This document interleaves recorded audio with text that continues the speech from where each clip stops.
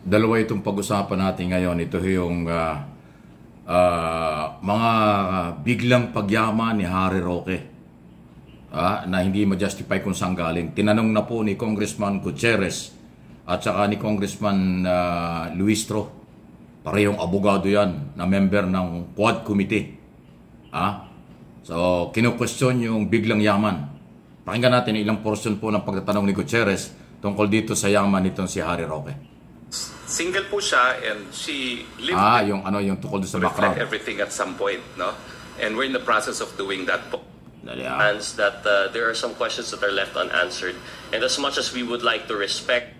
Ang advances po kasi is, yun po yung mga binibiling property na hindi pa po nai-increase ang authorized capital. See? Well, let me clarify now, no? Unang-una po, cash went out even before the sale was perfected. Kasi meron po kaming another legal infirmity. Hindi po. I find it hard to believe that you would be unaware of the infirmity surrounding the failure to report this whirlwind, but it is the same subject property. Well, it is. Okay, thank you, sir.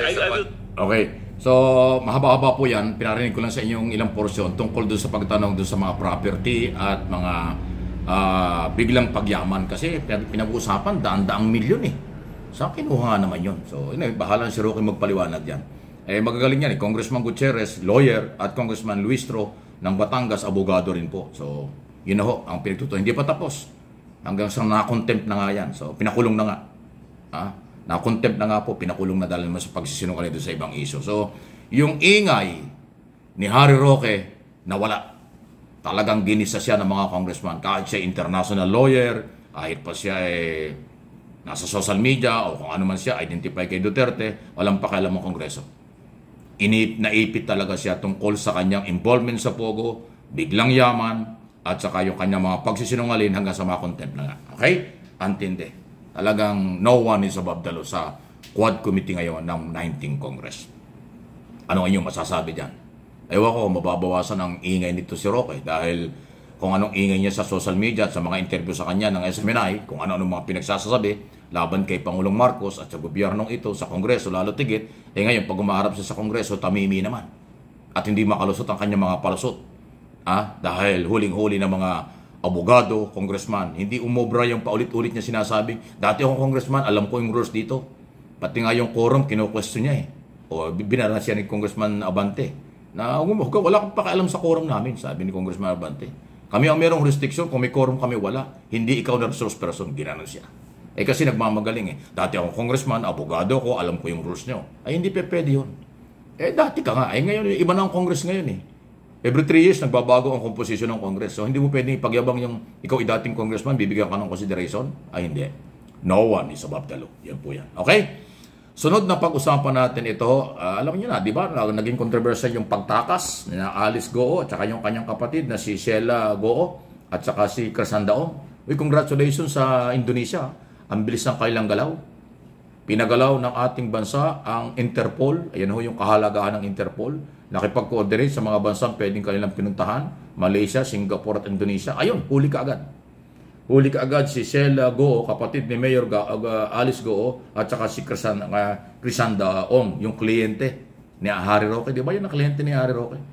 Dinay siya ng dinay, pero siya ang abogado talaga. Nahuli sa Indonesia at ngayon, kagabi rin, nandito na ho sa Pilipinas. Under control na ho ng NBI.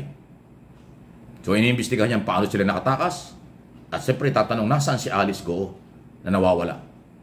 Kala natin ang nahuli kahapon si Alice Goo, hindi eh. Yung palang kapatid na si Sheila Goo at saka si Ong. So, parehong may kasalanan diyan. Ito si Crisanda Ong, ito po ay may warrant of arrest. Kinontempt na po yan ng Kongreso dahil hindi umaattend sa mga hearing. So, makukulong yan sa Kongreso. Si Sheila, may mga kaso na rin po yan. Napagkakasangkot naman sa mga Pogo operation at saka kay Mayor Alice Goo na kanyang kapatid. Si Alice ang nawawala. Gun pa rin. Alice gun pa rin. Kung nasan siya, hindi natin alam. Nandito pa ba o nasa abroad? Pero malamang nasa abroad na kasi doon nahuli yung kanyang kapatid eh.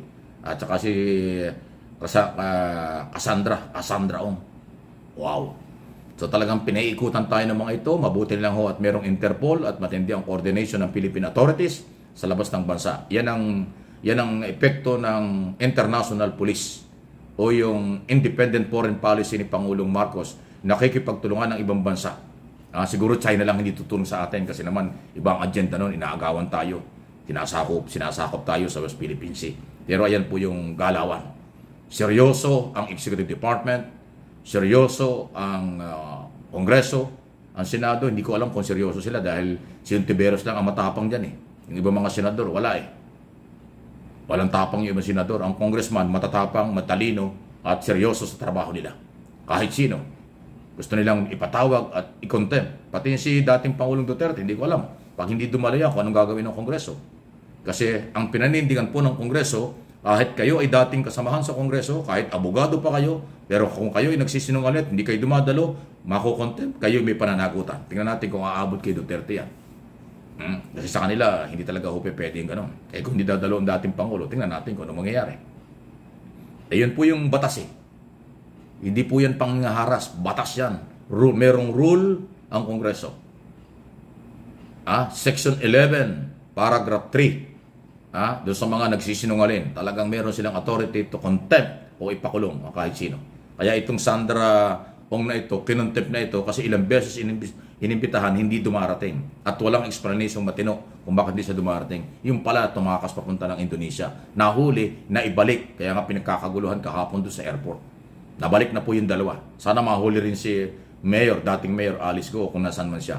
At iba pang kasamahan na may kinalaman sa Pogo Operation dito sa ating bansang nagpayaman ng gulo, money laundering, at krimen na kanilang ginawa rito at wala namang pakinabang ang Philippine authorities at gobyerno diyan sa kanilang illegal na negosyo. Illegal kasi mas marami ang illegal kaysa legal. Nako, talaga naman ang tindi. So, nasa inyo na po yan. Pero ako naniniwala at umaapila tayo sa ating mga nanonood ng kikinig. Pakilike lang po ninyo ang aking mga video at tulungan natin ang ating administrasyon, executive department at mga legislator. Ginagawa lang nila ang trabaho nila.